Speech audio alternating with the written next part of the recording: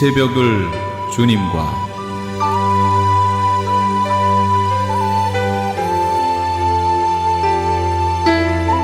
지금 여러분께서는 크리스찬 헤럴드에서 제공하는 이 새벽을 주님과 2부 함께 하시고 계십니다.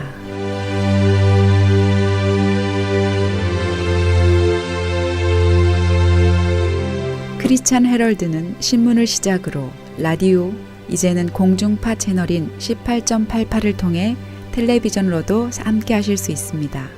이 시간에 방송되는 모든 목사님의 설교를 인터넷 웹사이트 www.chtv1888.org를 통해 다시 들으실 수 있습니다.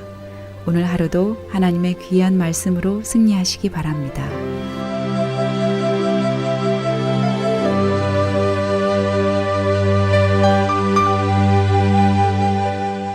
이 시간에는 먼저 부림 장로교회 윤혁 목사님께서 시편 27편 1절에서 14절까지를 본문으로 너는 주님을 기다려라 라는 제목의 설교 말씀해 주시겠습니다. 다윗은요, 인생을 살면서 적들이 많았습니다. 근데 다윗이 경험한 게, 느끼고 배운 게 바로 이것입니다. 자, 맹수들이 다가왔습니다. 앞에 문제가 생겼습니다. 그래서 이걸 피했어요. 벗어났습니다. 끝입니까? 그 다음 뭐가요? 블레셋이요. 그래서 그 문제를 해결했습니다. 그 다음 뭐가요? 사울이요. 그 문제를 해결했습니다. 그 다음 뭐가요? 압살롬이요. 계속된 전쟁입니다. 계속된 적들이고요. 그래서 계속 두려웠던 거예요.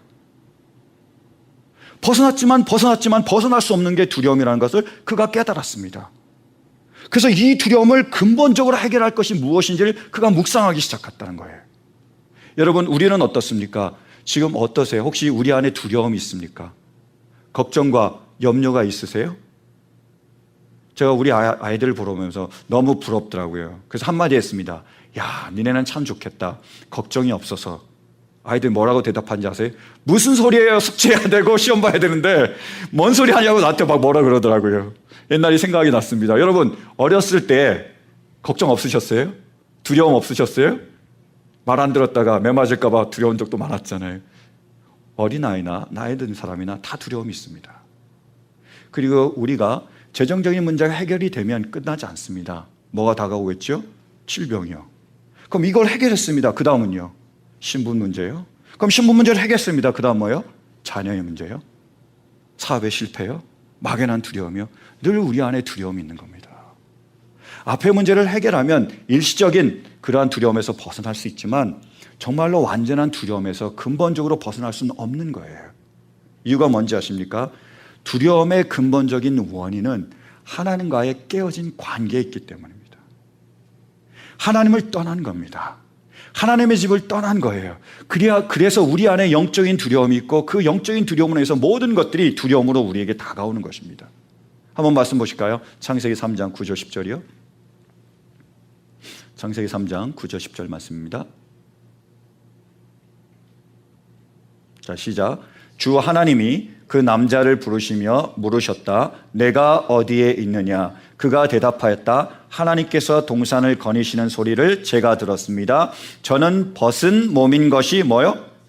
두려워서 숨었습니다. 이 아래입니다. 두렵다라는 거예요.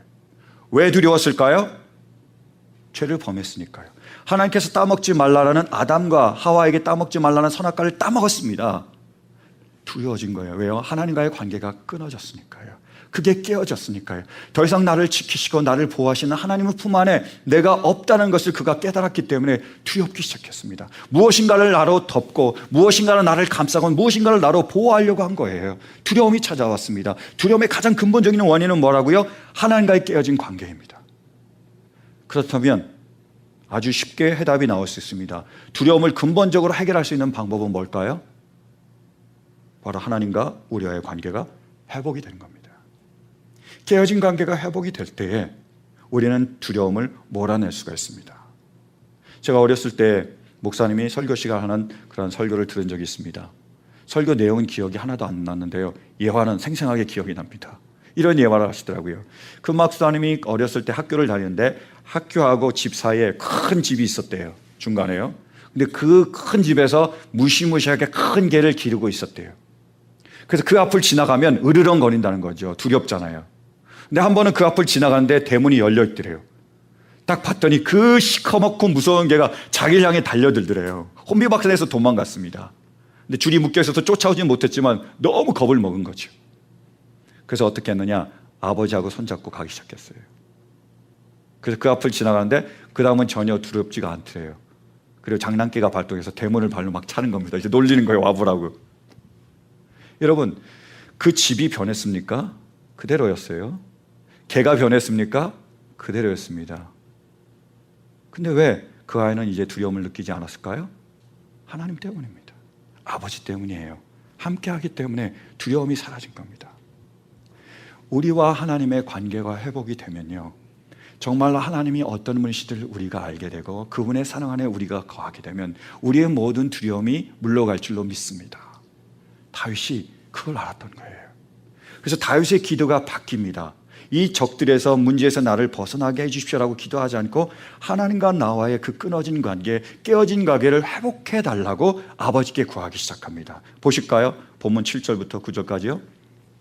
자, 시작. 내가 주님을 애타게 부를 때에 들어주십시오. 나를 불쌍히 여겨주시고 응답하여 주십시오.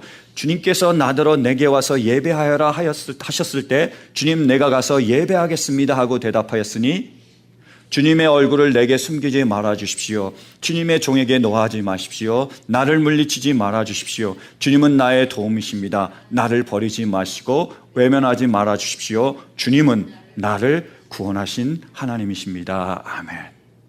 뭘 기도하고 있죠? 하나님을 구하고 있습니다. 하나님, 나의 음성을 들려주십시오. 하나님, 하나님의 얼굴을 보여주십시오. 제가 하나님을 만날 수 있도록 허락해 주십시오. 아버지와 나와의 그 깨어진 관계가 회복될 수 있게 도와주시고 제가 하나님 안에 거할 수 있도록 가장 안전하고 영원한 장소에 제가 머물 수 있도록 나를 보호해 주십시오라고 기도하고 있습니다. 아버지와 자신과의 관계를, 그것이 회복되기를 기도하고 있는 거예요. 사랑하는 성도 여러분, 정말 중요한 우리의 기도가 바로 이것이어야 합니다. 아버지와 우리와의 그 깨어진 관계를 회복해야 되려고 우리가 나와서 기도할 수 있게 되길 간절히 바랍니다. 여러분, 우리와 아버지의 관계가 좋은가요, 나쁜가요? 어떻게 알 수 있을까요? 우리가 어떻게 느끼느냐 보면 알 수 있습니다. 여러분, 하나님이 무서워서 가까이 할 수 없는 분이라고 생각하십니까? 아니면 너무 사랑스럽고 정말로 우리가 가까이 하게 너무 가까운 당신이라고 생각하세요? 하나님은 나와 상관없고 하나님은 나와 전혀 관계없다고 생각하십니까? 아니면 지금 하나님이 나와 함께 계시고 어떤 어려운 순간에도 나와 동행하신다고 생각하세요? 하나님이 여러분들의 어떤 분이십니까? 아무런 관계도 없는 분이십니까? 하나님은 지금도 살아서 역사하시고 이끄시고 도와주시고 보호하신 분이십니까? 여러분, 우리의 하나님과 우리와의 관계가 회복될 수 있기를 간절히 바랍니다. 간절히 나와 아버지께 구할 수 있기를 바랍니다. 아버지, 그 얼굴을 보여주시고 음성을 들려주셔서 제가 아버지를 볼 수 있도록 허락하여 주십시오. 다윗은 그렇게 기도했습니다. 그래서 하나님의 관계가 회복이 되었습니다. 10절 말씀 보실까요? 우리 본문 10절이요. 그 전에요. 10절. 자, 시작. 나의 아버지와 나의 어머니는 나를 버려도 주님은 나를 돌보아 주십니다. 아멘. 하나님에 대해서 이제 고백합니다. 하나님이 어떤 분이라고요? 우리의 부모는 나를 버려도 하나님은 나를 버리지 않으시고 돌보신 분이라는 것을 고백하고 있습니다. 자세히 보면 하나님이 변한 게 아닙니다. 누가 변했죠? 다윗이 변한 겁니다. 하나님은 어떤 분이시라고요? 우리를 결코 버리지도 않고 떠나지도 않는 분이십니다. 사랑하실 때 영원히 사랑하시는 분이었어요. 근데 죄가 있을 때는 그걸 느끼지 못하는 겁니다. 그게 깨어진 거예요. 하나님에 대한 신뢰가 깨어지고 하나님이 나를 사랑하신다는 것에 내가 의심을 갖기 시작하고 하나님이 너무 멀게 느껴지는 거예요. 그래서 그것을 느끼지 못하고 깨닫지 못하고 있습니다. 그래서 이 세상에 나만 홀로 고아처럼 내버려졌다고 내가 느끼는 거예요. 그런데 관계가 회복이 되면서 내가 바뀐 겁니다. 하나님에 대해서 내가 다시 생각하게 됐다는 거예요.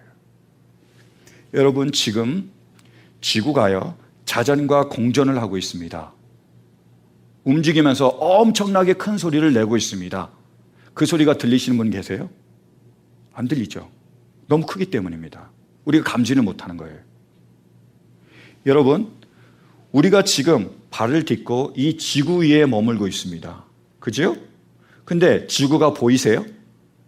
우리가 지금 밟고 있는데 지구가 보이세요? 땅만 보이시죠? 이 카펫, 빨간 카펫만 보이시죠? 지구는 안 보이시죠? 너무 크기 때문이에요. 하나님이요 너무 크고 그리고 너무 위대하신 분이라서 때로는 우리가 그것을 감지를 못합니다. 하나님이 말씀하셔도 우리는 듣지를 못하는 거예요. 하나님이 우리에게 그 얼굴을 보여주셔도 우리가 보지를 못하는 겁니다. 하나님이 우리를 사랑하셔도 우리가 그 사랑을 느끼지 못하는 거예요. 그러면 그것을 알 수 있는 방법이 뭐죠? 우리가 주님께 나오는 겁니다. 그래서 우리가 예배를 드리는 거예요. 이 시간에 우리가 주님의 얼굴을 구하는 겁니다. 여러분, 예배에서 가장 중요한 게 뭐죠? 찬양단이 나와서 찬양 드리는 거예요? 제가 나와서 말씀을 전하는 거예요? 아니면 우리가 헌금 드리는 거예요? 다 중요합니다. 근데 가장 중요한 건요, 아버지를 만나야 됩니다. 우리는 우리의 하나님 아버지를 만나기 위해서 이 자리에 왔습니다. 세상에서 고아처럼 우리가 느껴지더라도 이 자리에 나와 정말로 우리가 고아가 아니었음을 하나님께서 우리 가운데 함께 하셨고 우리를 사랑하셨고 영원히 변하지 않았음을 만나는 자리입니다. 하나님의 그 놀라우신 사랑과 우리가 만나는 그 순간이 바로 이 예배의 시간입니다. 사랑하는 성도 여러분, 그 하나님을 만날 수 있게 되길 간절히 바랍니다. 그때 우리는 알 수 있습니다. 하나님이 어떤 분이시라고요? 이 세상에 우리의 부모님은 우리를 버려도 하나님은 우리를 버리지 않으시고 떠나시지 않는 그 분이라는 것을, 그분의 사랑은 그 무엇으로도 끊을 수 없다는 것을, 그분의 사랑이 우리를 이 자리로 부르셨고 그분의 사랑이 지금도 우리를 감싸고 계시고 그분의 사랑이 있기에 우리가 영원히 아버지와 동행할 수 있음을 우리가 깨달아 알 수 있게 되는 것입니다. 그것을 다윗은 안 거예요. 회복하게 됐습니다. 그래서 다윗이 이 다음에 그 원수의 손에서 구해달라고 기도를 합니다. 11절 12절이요.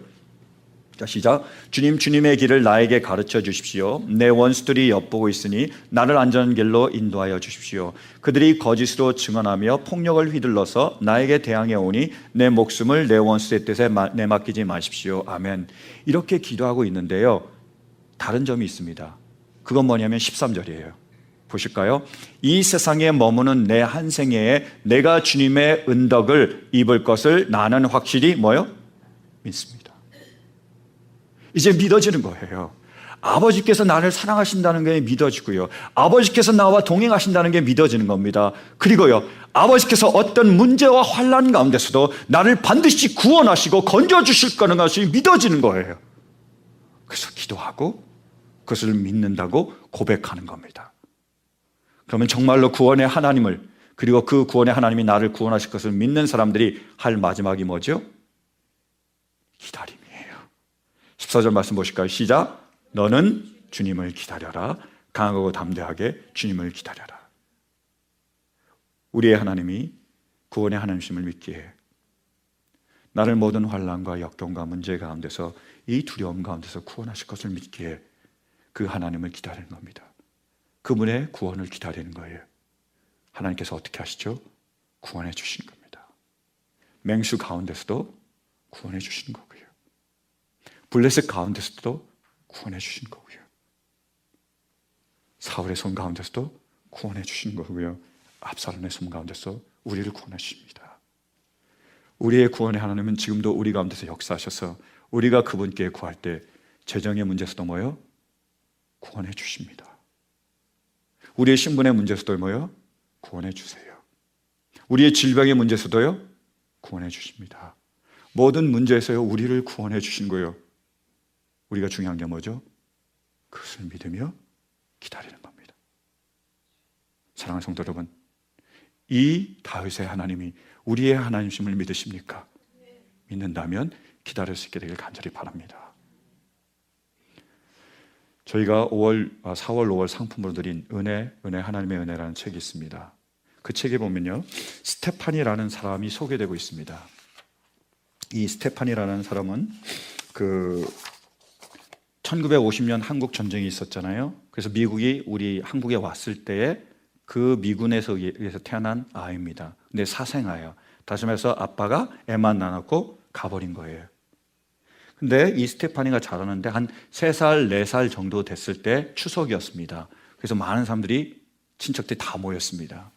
근데 그때 나온 여러 가지 얘기 중에 엄마 재혼 얘기가 나온 거예요. 그 엄마를 데리고 갈 남자가 나타났다는 거죠. 근데 아이는 데려갈 수 없는 겁니다. 혼혈하니까. 그래서 엄마가 선택을 해야 되는 거예요. 내 인생을 찾아서 내가 떠날 건지 아니면 이 아이하고 영원히 살 건지. 그날 밤에 엄마가 스테파니를 안고 펑펑 우셨대요. 어떻게 하기로 결정한 거죠? 버리고 가기로 한 거죠. 그래서 그 스테파니에게 얘기했습니다. 내가 너를 삼촌에게 보낼 테니까 삼촌하고 잘 살아. 그래서 그 아이의 손을 붙잡고 기차역으로 왔습니다. 그래서 그 아이한테 기차를 태워주는 거예요. 혼자 가는 거죠. 그래서 네가 지금 여기서 출발해서 그 종착역에 도착하면 거기 삼촌이 나올 거니까 삼촌을 따라가라 라고 얘기했어요. 그래서 그 아이가 기차를 타고 왔습니다. 종착역에 도착했어요. 딱 내렸더니 삼촌이 나오지 않은 거예요. 그래서 뭐 오겠지, 늦었나 보다 이렇게 생각을 했습니다. 엄마를 믿었으니까요. 근데 마지막 기차가 다 올 때까지, 기차역을 문 닫을 때까지 아무도 나타나지 않은 겁니다. 그래서 그 역장이 너 뭐 하고 있냐고 물어보니까 삼촌 기다리고 있다고 얘기했죠. 근데 역장이 자기 보고 삼촌이 오긴 뭐가 와, 이 튀기야 라고 얘기했대요. 튀기가 뭔지 아시죠? 호냐라를 깔보는 말이 튀깁니다. 섞여 있다는 거죠. 그래서 자기는 그때 처음 자기가 튀긴 줄 알았대요. 처음으로 그 소리를 들은 겁니다. 세상하며 버려졌으며 쓰레기라는 것을 자기가 느꼈다고 그렇게 고백하고 있습니다. 버려진 거예요. 3살, 4살 때. 혼자 살아야 되는 겁니다. 그래서 산속에 들어가서 나무풀이도 깨먹고 쥐도 잡아먹고 그 다음에 그 집들에 가서 농부들이 해놓은 그런 농산물도 훔쳐먹고 그러다가 붙잡혀서 죽을 뻔도 많이 했습니다. 농부들이 그 아이를 잡아다가요 우물에다가도 집어넣기도 하고요. 그리고 물레방아에 그 아이를 매달아서요 돌려버리기도 하고요. 그리고 그 아이가 콜레라에 걸렸을 때입니다. 정신이 오락가락하는데 데려다가 폐하가 된 쥐가 들끓는 그 폐건물에다가 던져버렸습니다. 근데 그 죽어가는 중에 구원하는 손길이 있었습니다. 그 스웨덴 출신의 월드비전의 에릭슨이라는 선생님이었대요. 그 사람이 쓰레기 더미 속에서 이 아이를 건져낸 거예요. 살려준 겁니다. 근데 나중에 그 에릭슨 선생님이라고 얘기하면서 처음에 그 선생님은 이 아이를 구해주려고 하지 않았대요. 쓰레기 더미에서 이 아이를 발견했는데 그래서 그런 아이들을 찾는 게 이 선생님의 목적이었지만 이 아이가 너무 컸대요. 그래서 데려오기에는 조금 껄끄러운 거예요. 그래서 이 아이를 놔두고 다른 더 어린 아이를 찾으려고 하다가 발걸음이 떨어지지가 않더랍니다. 왜 그런지라고 생각하고 있는데 갑자기 마음속에서 이런 큰 음성이 들려오더래요. 그 자기의 모국어로요. 이 아이는 내 것이다. 이 아이를 버리고 떠나려고 그러는데 하나님의 음성이죠. 이 아이는 내 것이다 라는 음성이 들려와서 떠날 수가 없는 겁니다. 돌아와서 이 아이를 들쳐업고 병원으로 간 거예요. 그래서 며칠 동안 치료를 하고 다 나으니까 그 아이를 그 고아원에 보냈습니다. 월드비전에 보낸 거예요. 그러니까 이 아이가 크니까 거기 가서 이제 고아들을 돌보기 시작한 거예요. 기저귀도 갈아주고 밥도 먹여주고. 근데 아이들이 조금씩 몇 명씩 사라지는 거예요. 자기가 돌보던 아이들이요. 왜냐하면 입양돼서 떠나는 거죠. 근데 하루는 고릴라 같이 생긴 아저씨가 왔대요. 아주 예쁘장한 그 아줌마하고요. 딱 들어오더니 입양하러 온 거죠. 그래서 입양할 아이들 찾기 시작한 겁니다. 근데 그 아이를 딱 들더니 자기 그 목 아래 이렇게 놓는데 너무 사랑스럽게 안아주더래요. 그래서 보니까 참 사랑하는구나, 뭔가 다르구나 이렇게 느껴졌더래요. 그래서 그 아이를 사랑하다가 내려놓고 또 둘째 아이를 딱 안았습니다. 근데 눈물을 흘리는 거예요. 그러면서 이분들은 참 좋은 분이구나라는 걸 느끼게 됐대요. 그래서 자기도 모르게 그걸 보면서 가까이 다가간 겁니다. 그 고릴라 아저씨한테요. 그랬더니 고릴라 아저씨가 자기 눈을 쳐다보더니 손을 들어서 자기 머리를 만져주는 거예요. 너무 따뜻하고 너무 부드럽고 너무 좋아서 영원히 그 손을 떼지 않기를 자기가 바랬대요. 그런데 그 스테파니가 한 게 뭔지 아세요? 그 고릴라 아저씨의 얼굴에 침을 뱉고 도망간 겁니다. 이 아이는 그런 사랑을 받아본 적이 없어요. 그래서 어떻게 그것을 반응해야 되는지를 몰랐습니다. 하던 대로 반응한 거예요. 침 뱉고 도망간 겁니다. 근데 다음 날 그 고릴라 아저씨와 그 예뻐장한 아줌마가 다시 왔습니다. 그래서 자기를 부르는 거예요. 이제는 죽었구나. 내가 침대껏 도망갔으니까 이제 나는 맞아 죽었구나 라고 생각을 했는데 입양을 한 겁니다. 그 아이를요. 자기 얼굴에 침 뱉은 그 아이를요. 그 냄새나는 아이, 기생충이 먹어가지고 정말로 볼품없는 그 아이를 입양을 한 거예요. 그래서 이 아이가 그 집에 갔지요. 근데 이 아이가 보기에 너무 신기한 거예요.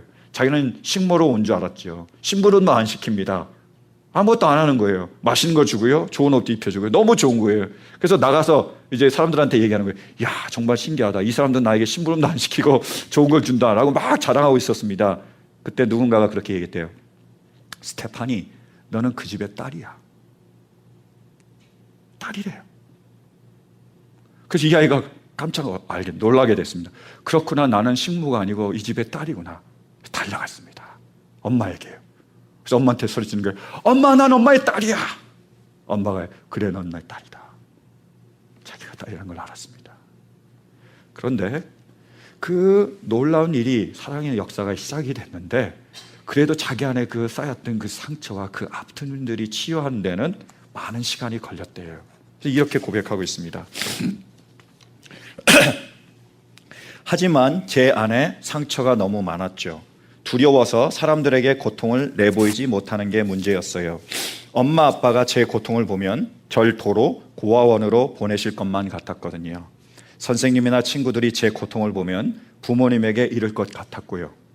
집 없는 아이로 지낸 삶을 부모님에게 들키고 싶지 않았어요. 버림받을까 봐 두려웠던 거예요. 17살 무렵까지 계속 그렇게 했습니다. 17살 때 엄마하고 큰 말다툼을 했습니다. 그래서 화가 나서 자기 방에 들어가서 방문을 쾅 닫았습니다. 그래서 거울을 쳐다보는데 거울에 티기가 보이더래요. 사생하고 쓰레기고 볼품없고 아무것도 아닌 그러한 자기의 모습이 보였답니다. 네, 조금 있으니까 아빠가 노크를 하고 들어왔습니다. 그래서 아빠가 얘기를 했대요. 이렇게 얘기했답니다. 아빠는 제게 예수님을 생각해 보라고 하셨어요. 그분이 제 심정을 아시며 그분만이 저를 도우실 수 있다고요. 그리고는 저 혼자 두고 나가셨어요. 그 순간까지 저는 예수님을 하나님의 아들로만 생각했어요. 그분이 이 땅에 오신 거야 당연히 알았지만 그분이 저를 이해하신다는 생각이 든 건 그날 밤이 처음이었습니다. 그분도 제 입장이 되어 보셨던 거예요. 사실 그분도 일종의 튀기였잖아요. 아빠. 그러니까 이 땅의 아버지가 친아빠가 아니었으니까요. 그분도 어렸을 때 집더미를 덮고 구유에서 잡고 사람들에게 조롱과 학대도 당했습니다. 사람들이 그분을 죽이려고 쫓아다녔으니까요. 그제야 깨달아지더군요. 아, 예수님이 나를 이해하신다는 아빠 말이 이런 뜻이었구나. 그래서 그날 밤 아빠가 나가신 뒤에 혼자 기도했어요. 멋진 기도는 아니었지만 하나님, 당신이 우리 엄마 아빠가 말한 그런 분이라면 지금 당장 무언가를 해주세요. 그러자 그분은 정말 해주셨어요. 제 눈물이 터진 거예요. 몇 년째 울지 않았거든요. 울 수가 없었어요. 학대와 놀림을 당하면서 울수록 고통이 더 심해진다는 것을 깨달았으니까요. 그런데 그날 밤 제 안에서 뭔가 차갑게 굳어있던 것이 무너져 내렸어요. 저와 하나님 사이를 가로막던 벽이었죠. 마침내 그분이 제게 눈물을 흘리게 해주신 거예요. 도저히 멈출 수가 없었어요. 그리고 마지막으로 이렇게 고백합니다. 그전까지는 하나님의 사랑에 대해 들으면 늘 다른 모든 사람을 위한 사랑처럼 느껴졌어요. 그분이 저를 사랑하실 수는 없잖아요. 저는 실수로 태어난 아이니까요. 죄의 결과물인 저를 어떻게 사랑하시겠어요? 혼혈아를 어떻게 사랑하시겠어요? 저는 사랑받으려면 무슨 자격이 있어야 되는 줄 알았어요. 그게 하도 뇌리에 박혀 있다 보니 입양되고 나서 부모님에게 하나님의 사랑에 대해 들을 때도 이렇게 생각한 거예요. 나는 강간당했으니 그분이 사랑하실 수 없어. 학대받았으니 사랑하실 수 없어. 마음속에 지독한 분노가 있으니 사랑하실 수 없어. 아빠는 나더러 용서해야 한다는데 나는 용서할 마음이 없으니 이런 나를 하나님이 어떻게 사랑하시겠어. 그런데 그날 밤 그분이 그런 나를 사랑하신다는 깨달음이 온 거예요. 그분이 나를 있는 그대로 사랑하신다는 사실이 저를 속속들이 바꾸어 놓았습니다. 제 삶에 여러 습성을 버리고 치유받는 데는 그 뒤로도 오랜 세월이 걸렸어요. 아주 오랫동안 자신을 미워했거든요. 마침내 제가 거울 속에 제 자신을 사랑할 수 있게 되었다는 사실은 그야말로 기적입니다. 하나님의 은혜죠. 그래서 요즘 제가 자주 하는 말이 있어요. 솔직히 고백하건대 제 삶에 없었더라면 더 좋았을 뻔한 사건은 하나도 없습니다. 왜냐고요? 제 삶의 모든 일이 저를 예수님께 인도했기 때문입니다. 사랑하는 성도 여러분, 거울 속에 비춰지는 우리의 모습은 어떻습니까? 다윗처럼 간음하며 살인한 그런 모습을 하고 있습니까? 스테파니처럼 사생하며 투기의 모습을 하고 있습니까? 아무런 보잘것이 없고 아무런 쓸모가 없고 루저이며 실패자이며 부족하고 연약하고 그런 나약한 모습으로 우리가 거울 앞에 서 있습니까? 여러분, 그래서 우리가 우리 자신을 사랑하지 못하고 있습니까? 여러분, 우리는 하나님의 자녀입니다. 예수 그리스도께서 그분의 그 귀하신 보혈을 흘려 우리를 모든 죄에서 씻어주셨습니다. 그분이 은혜로 그 새하얀 세마포 옷을 우리를 위하여 입혀주셨습니다. 우리를 하나님께서 두 팔을 벌려 하나님의 자녀로 삼아주셨습니다.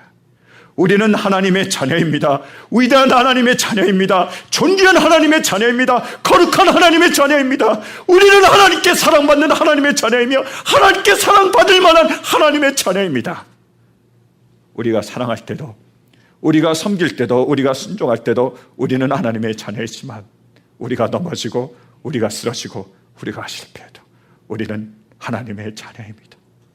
왜냐하면 이 세상에 우리의 부모가 우리를 버린다 해도, 이 세상에 우리의 남편과 내 아내를 버린다 해도, 자녀가 우리를 버리고 떠난다 해도 하나님은 영원히 우리를 버리지 않으시고 떠나지 않으십니다.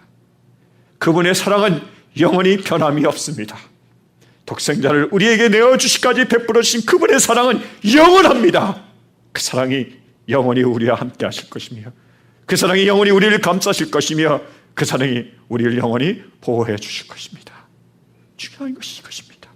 사랑하는 성도 여러분, 스테파니가 나와서 그 하나님을 만났던 것처럼 우리 모두가 이제 아버지께 나와 그분을 만날 수 있게 되길 간절히 바랍니다. 그분의 사랑을 우리가 느낄 수 있게 되길 간절히 바랍니다.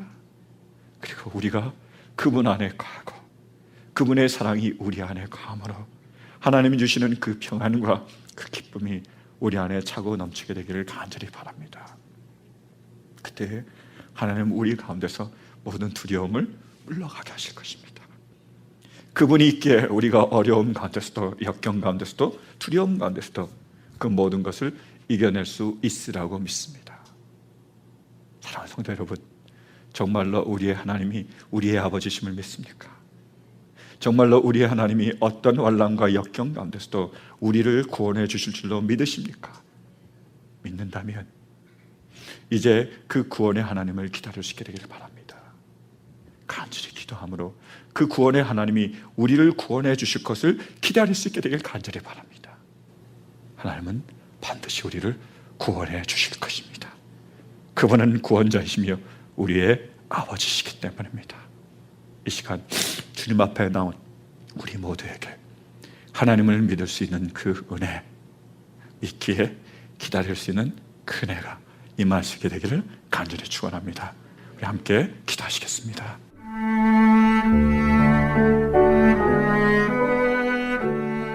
지금까지 라크라 센터에 위치한 부림 장로교회 윤혁 목사님의 설교 말씀이었습니다. 부림 장로교회는 주님을 따르는 균형 있고 건강한 교회가 되기를 소망하며 고통받고 신음하는 사람들을 하나님께 인도하는 교회가 되기를 원합니다. 이 시간 방송을 들으시고 신앙에 도움받기를 원하시는 분들은 818-249-3001 818-249-3001번으로 문의하시거나 3561 푸틸 블러버드 라크레 센터에 있는 부림 장로교회로 찾아오시기 바랍니다.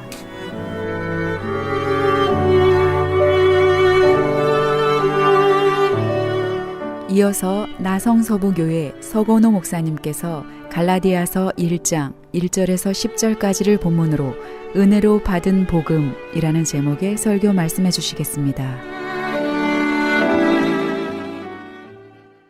비시디아 안디옥, 또 이고니온, 루스드라 더베, 갈라디아 남쪽 지방에 세워진 교회들을 향하여 보냈던 편지입니다. 갈라디아서는 종교개혁의 책이라고 하는 별명이 붙어 있습니다. 왜냐하면 로마서의 말씀처럼 이신칭이 오직 믿음으로 의롭게 된다라고 하는 복음의 진수가 담겨져 있는 성경이기 때문입니다. 종교개혁가 마르틴 루터는 이 갈라디아서를 보면서 내가 가장 좋아하는 성경이다 그렇게 말하고, 나는 이 갈라디아서와 결혼했다 그런 표현까지 사용을 했습니다. 갈라디아서를 보면 그 인사말에서 바울의 다른 서신과는 다르다는 것을 알게 됩니다. 대부분의 바울 서신은 축복의 말, 격려의 말, 칭찬의 말로 가득합니다. 문제가 많았던 고린도 교회를 향하여 편지를 쓸 때도 그 고린도 교회를 소개하면서 얼마나 화려한 미사오구를 표현해서 교회를 소개했는지 모릅니다. 고린도전서 1장 2절 말씀에 보면 고린도에 있는 하나님의 교회 곧 그리스도 예수 안에서 거룩하여지고 성도라 부르심을 받은 자들과 또 각처에서 우리의 주 곧 그리고 우리 주 대신 예수 그리스도의 이름을 부르는 모든 자들에게 편지한다. 그 대상을 향하여서 수신자를 설명할 때 이렇게 길게 표현을 합니다. 그러나 오늘 함께 읽은 갈라디아서의 서문을 보면 바울의 말투에 묘한 긴장감이 감돌고 좀 말투가 퉁명스럽다는 것을 느끼게 됩니다. 3장 1절 말씀 보면 갈라디아 사람들아, 어리석은 갈라디아 사람들아, 이렇게 아주 책망조로 그렇게 말을 하기도 합니다. 도대체 무슨 이유일까요? 바울이 이 갈라디아 교회와 어떤 관계기에 이렇게 말씀을 하는 겁니까? 6장 17절도 보면 이제후로는 나를 괴롭게 하지 말라 그런 표현까지 사용을 했습니다. 이유는 6절에 보면 갈라디아 교회 성도들은 다른 복음을 받고 예전에 전해줬던 사도 바울의 바른 복음에서 속히 떠나서 믿음의 변질을 가져왔습니다. 처음 복음이 전해질 때 갈라디아 교회 성도들은 바울을 얼마나 사랑했는지 몰라요. 다메섹으로 가던 도중 부활하신 예수님을 빛 가운데 만나고 그 눈이 멀었다가 다시 회복되면서 아마 눈이 굉장히 불편했던 걸로 압니다. 그래서 복음을 증거하는 사람이 눈병 때문에 힘들어하니까 갈라디아 교회 성도들은 바울을 보면서 할 수만 있었으면 내 눈이라도 빼어서 바울에게 주고 싶다, 그럴 만큼 바울을 사랑했었습니다. 그런데 그 교회에 다른 복음이 들어오게 되면서 분위기는 전혀 달라졌습니다. 바울을 그렇게 사랑하던 교인이 바울의 사도직까지도 의심하기 시작합니다. 바울이 증거했던 복음도 제대로 믿지 않았습니다. 이런 일들을 전해 듣고 사도 바울은 편지를 보낸 것이 바로 오늘 갈라디아서입니다. 진리에서 떠난 교회를 회복하기 위해서 오늘 읽었던 본문에는 바울의 사도직에 대해서 변호를 하고 그가 전한 복음이 무엇인지를 설명을 해주고 있습니다. 오늘 본문을 가지고 오늘 이 시대에 우리에게 주셨던 성령의 음성이 뭔지 함께 듣고 은혜 받는 시간이 되기를 간절히 바랍니다. 바울이 갈라디아서를 기록하게 된 그 배경을 우리가 알면 어떤 형편에 있었는지 알 필요가 있습니다. 사도 바울은 1차 전도 여행을 마치고 예루살렘에서 잠시 쉬면서 2차 선교 여행을 준비하고 있었습니다. 이때 예루살렘은 이방인이 하나님께로 돌아왔다라는 것 때문에 굉장히 마음이 고무되어 있었습니다. 유대인들의 생각 가운데서는 하나님을 믿는 사람은 유대인에게 국한되어 있다. 하나님이 선택한 선민인 유다 백성만, 이스라엘만 하나님이 구원하신다고 생각을 했습니다. 그래서 그들은 이방인들이나 그리고 사마리아 사람들하고는 상종조차 하지 않으려고 했었습니다. 그런데 오순절날 성령이 오시면서 이방어를 향하여 복음이 전해지기 시작합니다. 사도행전 1장 8절에 보면 예수님께서 부활하고 승천하시면서 마지막 제자들에게 약속하신 말씀이 있지 않습니까? 너희가 오직 성령이 너희에게 임하시면 너희가 권능을 받고 예루살렘과 온 유대와 사마리아와 땅끝까지 이르러 내 증인이 되리라 라고 하신 말씀입니다. 그들 생각에는 이것이 이루어질까라고 했는데 성령이 오시자 실제로 이런 일들이 눈에 보이게 이방인들에게 복음이 전해지기 시작을 했었습니다. 얼마나 그들의 마음에 이제 하나님의 약속이 이루어지는구나 소망을 가졌는데 그만 또 소란스러운 어떤 일이 일어났습니다. 그것이 뭐냐 하면 유대주의자들 중에 이방인들이 예수님을 믿기만 하면 구원을 얻을까? 그것은 아니다. 이방인들이 구원을 얻으려고 하면 믿음 외에 뭔가 더해져야 되는데 할례를 받고 율법을 지켜야 그들이 구원을 받는다라고 하는 것을 전했습니다. 이게 오늘 사도 바울이 말하는 다른 복음이라는 겁니다. 많은 사람들에게 설득력 있게 전해지게 되면서 자꾸만 뭔가를 더해야 구원을 얻는다는 생각을 갖게 되었습니다. 그래서 예루살렘 총회가 모여서 아니다, 진정한 구원은 오직 믿음으로 가능하다라는 것을 이제 결의를 보는 바로 그때에 갈라디아에 있는 교회들로부터 바울이 소식을 듣게 됩니다. 예루살렘에 있었던 그런 일들처럼 갈라디아도 바울이 떠난 이후에 거짓 교사들이 교회로 들어가서 잘못된 복음을 심어주고 있었습니다. 사도 바울은 하나님께로부터 받은 사도라고 하지만 실제로 그 사람은 사도가 아니다. 바울의 사도직에 대해서 의심을 갖게 만들고 바울이 증거했던 복음도 잘못되었다고 그렇게 말하면서 할례를 지켜야 됩니다. 율법을 지켜야 구원을 받는다고 잘못된 복음을 그들에게 전하고 있었습니다. 이런 상황에서 바울은 그들에게 편지를 쓴 것이 오늘 본문인데요. 욥바에 머무르던 베드로도 어느 날 지붕 위에서 기도하다가 성령이 주시는 환상을 보게 됩니다.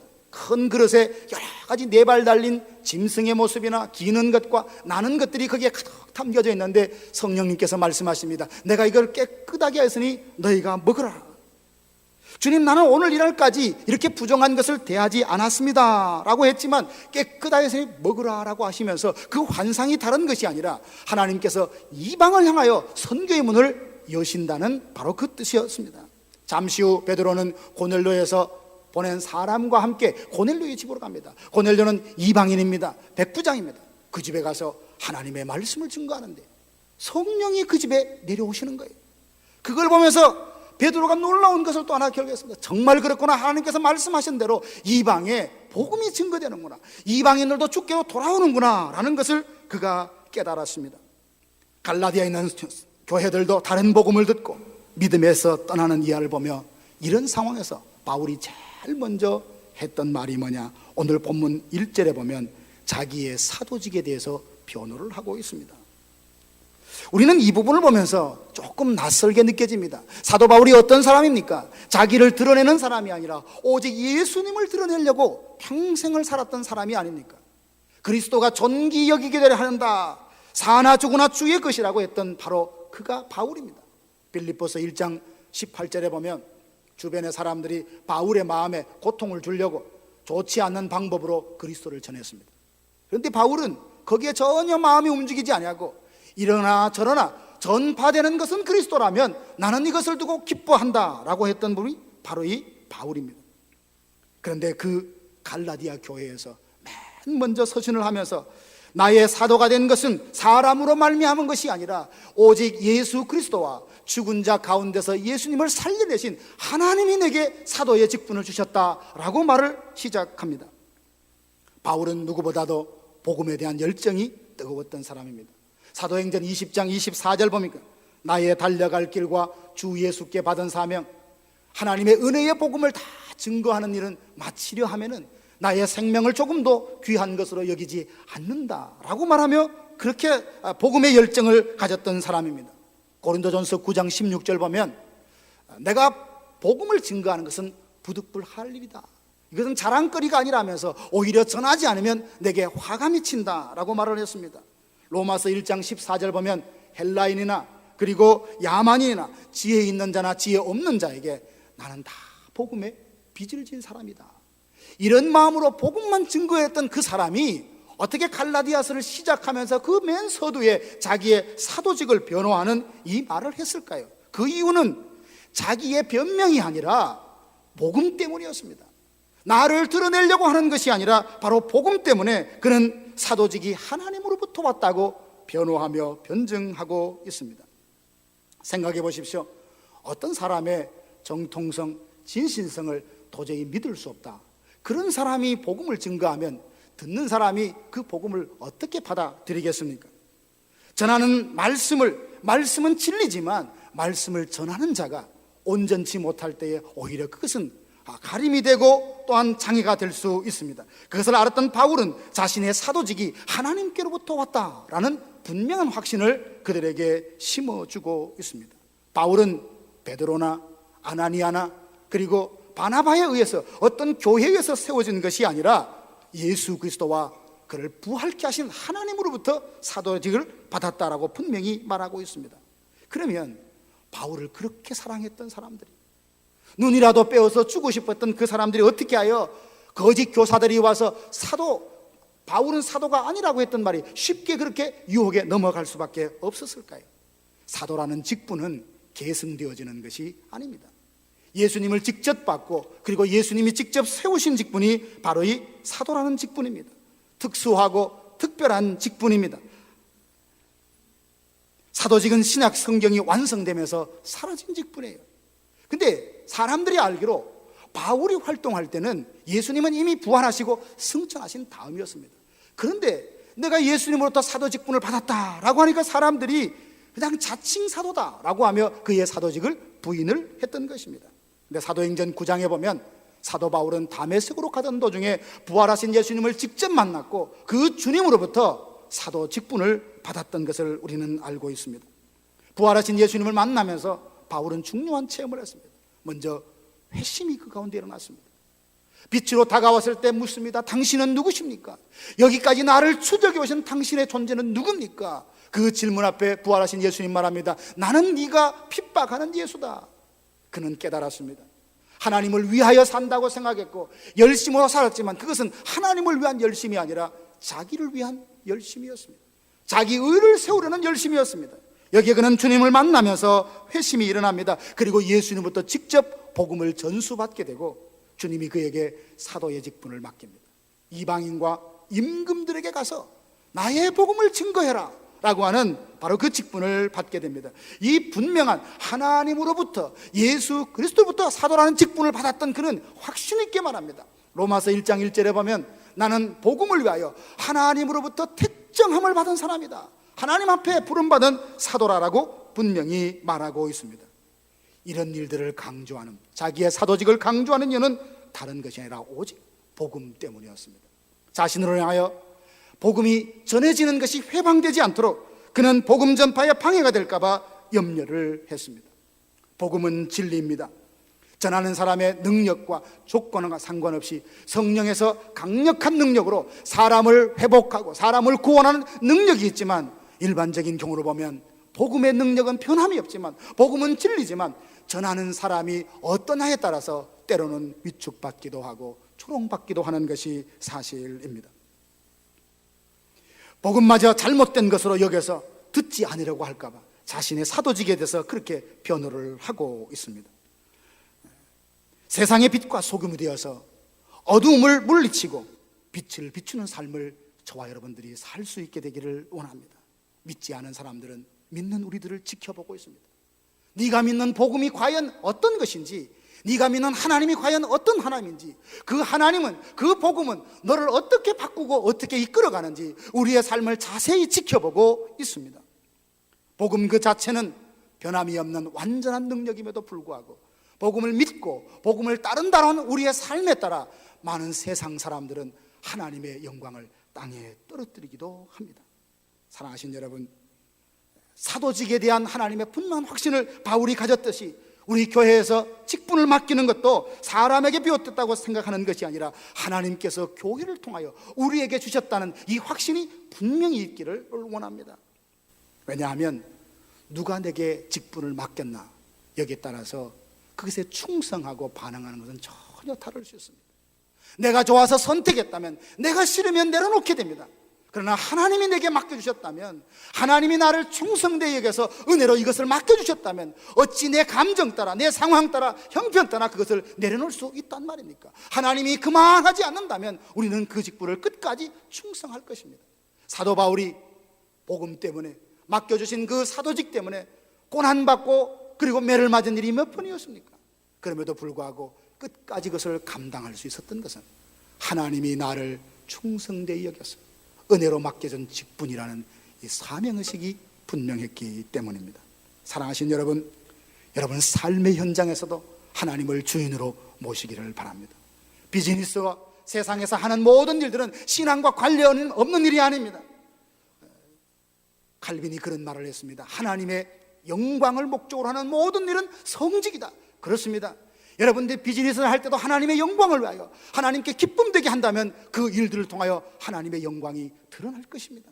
그 일들을 통하여 선교가 이루어지고 그 일들을 통해서 하나님의 나라가 이 땅에 이루어질 것입니다.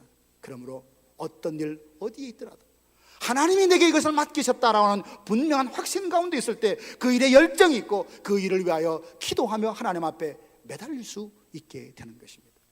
우리 모두 세상의 빛과 소금으로 살아서 복음을 증거하는 하나님의 사람이 되십시다.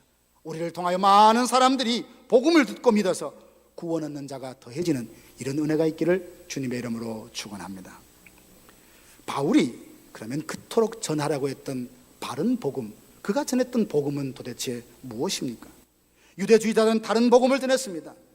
믿음 외에 할례를 받아야 되고 율법을 지켜야 된다는 다른 복음, 거짓 복음을 전했습니다. 바울이 전한 복음은 뭡니까? 4절 보면 그리스도께서 하나님 곧 우리 아버지의 뜻을 따라 이 악한 세대에서 우리를 건지시려고 우리 죄를 대속하기 위하여 자기 몸을 주셨다. 여기에 복음의 진수가 담겨져 있습니다. 하나님의 뜻을 따라 예수께서 십자가에 죽으셨다. 악한 세대 가운데 우리를 건져내시려고 대신 십자가에서 죽으셨다는 겁니다. 이 모든 것은 단 한 번에 우리의 모든 속죄에 완성하셨다라는 겁니다. 여기에 악한 세대에서 우리를 건졌다라고 할 때, 이 건졌다는 말은 어떤 장소에 단순히 옮겨졌다는 말이 아니라 어떤 힘과 권세 아래에 있는 우리를 건져내고 구원했다는 말입니다. 주인이 바뀌었다는 말입니다. 이제 우리는 죄의 권세 아래에 있는 것이 아니라, 법 아래에 있는 것이 아니라 은혜 아래에 있게 되었습니다. 죄와 사망의 법에서 우리는 자유하게 되었습니다. 생명의 성령의 법 아래에서 살아갈 수 있는 새로운 인생, 새로운 피조물이 되었습니다. 이것이 어디 우리의 공로나 우리의 능력이나 지혜로 된 건가요? 그렇지 않습니다. 우리의 공로와 우리의 조건과 관계없이 하나님의 선한 성품과 하나님의 그 사랑에 의해서 이 일들이 이루어졌으니 복음은 곧 하나님의 은혜입니다. 그래서 이 은혜를 우리는 선물이라고 합니다. 하나님이 우리를 사랑하셔서 좋은 것을 주시는데 우리가 이쁘거나 우리가 잘났거나 그것을 받을 만한 어떤 자격이 있어서가 결코 아닙니다. 이 사랑을 베풀어주면 앞으로 어떻게 살겠지, 하나님의 어떤 분명한 미래의 소망이 있어서 주신 것도 아닙니다. 하나님은 우리를 너무나 잘 아십니다. 조건과 상태와 상관없이 일방적인 사랑으로 우리에게 다가오신, 이게 바로 하나님의 은혜요, 복음 속에 이 은혜가 담겨져 있습니다. 사랑하신 여러분, 우리가 살고 있는 이 세상은 어떻습니까? 조건과 자격을 얼마나 까다롭게 따집니까? 그 조건에 맞추어 보려고, 부응하려고 최선을 다해서 노력을 합니다. 수고합니다. 그래도 그들이 원하는 자격의 기준에 미달된다면 자기의 수고와 상관없이 외면당하고 버림당하는 것이 이 세상이 아닙니까? 그래서 얼마나 많은 사람들이 그 자격을 맞추려고, 조건을 맞추려고 최선을 다하다가 그만 외면당하고 버림당해서 상처받고 아파하고 좌절하고 실망하는 것이 바로 세상입니다. 이 세상에는 위로가 있을 수 없습니다. 이 세상에 소망이 없어요. 그러나 복음 안에 은혜가 있고 그 은혜를 통해서 오늘 우리의 모든 상처를 하나님께서 다 위로하시고 치료해 주십니다. 복음이 바로 우리로 하여금 그런 삶으로 이끌어 갑니다. 세상에서 억눌림과 좌절, 낙심, 마음이 상했을 때에 이 복음의 능력, 하나님의 은혜로 치유받고 회복되는 이런 은혜가 있기를 간절히 바랍니다. 이 은혜가 충만하면 나타나는 열매가 있습니다. 그것은 바로 평강입니다. 평강. 좋은 조건, 화려한 시설에 그렇게 있을 때만이 우리에게 평강을 누리는 것이 아니라 하나님의 은혜가 임할 때 우리의 마음에 평강이 넘쳐납니다. 하나님과의 함께 있을 때, 하나님과의 관계, 친밀한 관계에 있을 때 우리의 마음에 평강을 누리게 됩니다. 이게 바로 은혜가 주는 선물입니다. 은혜가 주는 열매예요. 사랑하신 성도 여러분, 요한복음 14장 27절 보니까 평안을 너희에게 끼치노니 곧 나의 평안을 너희에게 준다. 내가 주는 것은 세상이 주는 것과 같지 않다라고 말씀하셨는데, 사랑하신 여러분, 우리는 이미 은혜 아래 들어왔습니다. 그러므로 예수님의 평강을 우리가 다 믿음으로 받고 그 평강을 누리는 하나님의 백성들 되기를 주님의 이름으로 축원합니다. 더 이상 세상에는 조건과 자격에 맞추어서 내가 뭔가를 해야 하나님이 기뻐하겠지가 아닙니다. 하나님은 이미 우리에게 너무나 기뻐하시고 사랑하십니다. 그 은혜가 감사해서 우리가 기도하는 것이고, 그 사랑이 감사하여 하나님께 예배하는 것이고, 그 사랑이 감사해서 하나님을 섬기는 것입니다. 복음의 은혜를 누리며 평강을 얻었다라고 했는데, 그러면 성도들은 어떻게 살아야 하는 겁니까? 5절에 보니까 영광이 그에게 세세토록 있을지어다 라고 했습니다. 영광이 그에게 세세토록 있을지어다. 사람들은 사람들로 통하여 영광을 받으려고 합니다. 주목을 받으려고 합니다. 그리고 사람들에게 영광을 돌립니다. 그러나 진정한 영광은 하나님만이 받으실 만합니다. 이 세상에 어느 누구도 영광과 관련되고 나는 영광 받을 만하다, 그런 사람은 존재하지 않습니다. 하나님의 영광을 위해 살아간다 라고 할 때 영광이라는 말은 다른 말이 아닙니다. 하나님의 성품과 하나님의 존재와 관련된 단어입니다. 그러므로 우리 인간은 영광을 받을 존재가 아니에요. 오직 하나님만이 우리의 영광을 받으실 분입니다. 그렇다면 하나님께 영광을 돌린다, 하나님께 영광을 돌린다라는 삶은 어떤 것을 말하는 것입니까?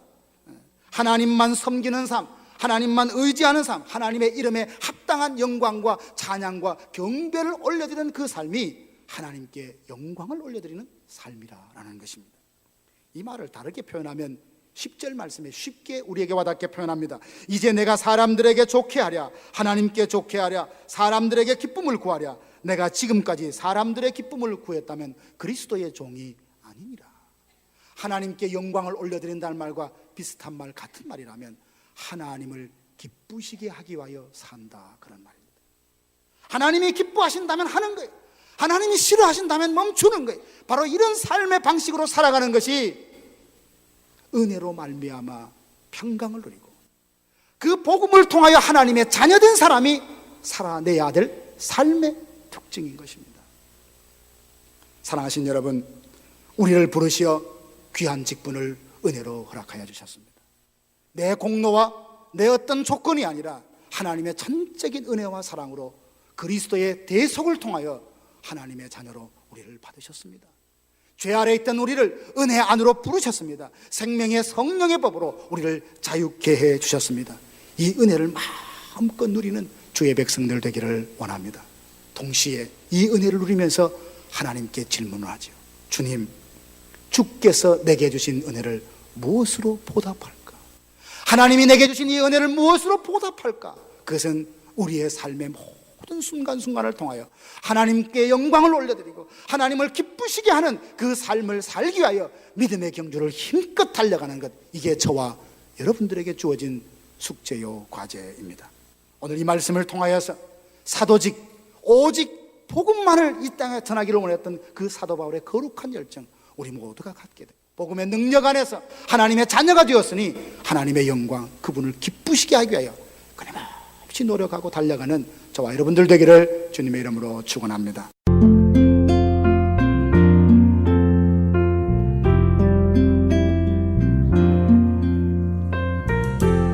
지금까지 나성서부교회 서건호 목사님의 설교 말씀이었습니다. 나성서부교회는 하나님께 기쁨이 되는 교회라는 비전 아래 영적 생명력이 넘치는 교회, 예수님을 닮아가는 교회, 영적 리더십을 발휘하는 교회를 추구하고 있습니다. 이 시간 방송을 들으시고 신앙의 도움을 받기 원하시는 분들은 323-939-7323, 323-939-7323번으로 문의하시거나 1218 사우스 페어팩스 애비뉴 로스앤젤레스에 위치한 나성서부교회로 오시기 바랍니다.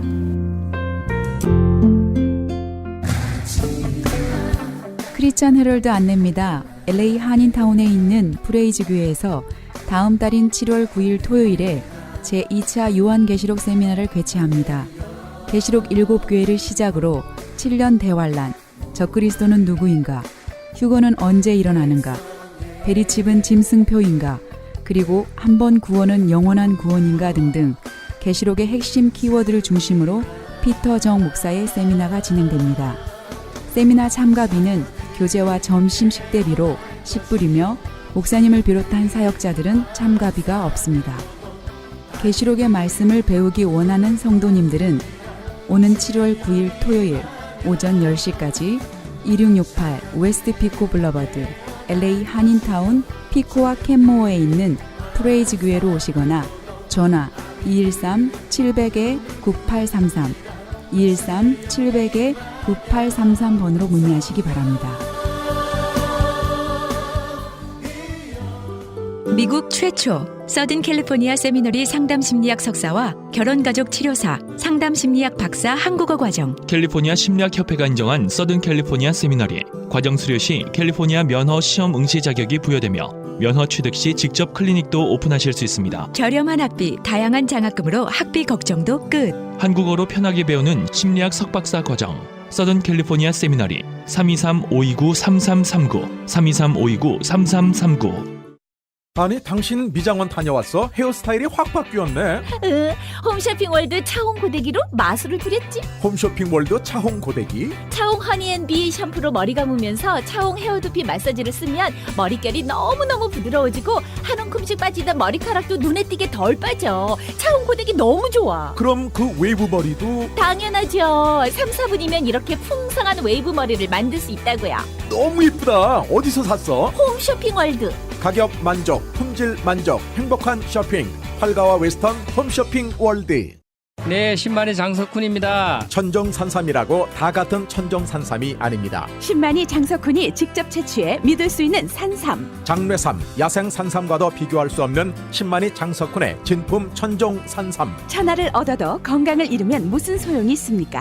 지금 오셔서 신만이 장석훈이 직접 채취해온 산삼을 드시고 온 가족의 건강을 지키십시오. 한남체인 길 건너편 전화 213-388-1234 388-1234 신만이 장석훈의 천정 산삼. 지금까지 여러분께서는 크리스찬 헤럴드에서 제공하는 이 새벽을 주님과 함께 하셨습니다. 이 시간에 방송되는 모든 목사님의 설교를 인터넷 웹사이트 www.chtv1888.org를 통해 다시 들으실 수 있습니다. 오늘 하루도 하나님의 귀한 말씀으로 승리하시기 바랍니다. 내 마음이 참 외로울 때 주님께서 다가와 내 마음을 위로하시네. 따뜻한 주의 손길 언제나 내 곁에 계시네. 내 마음이 참 괴로울 때 주님께서 다가오시며 그분의 뜻을 내게 말씀하시네.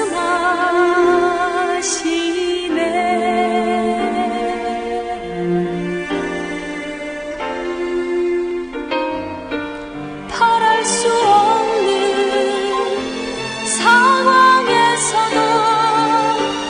소망을 주시는 나의 하나님.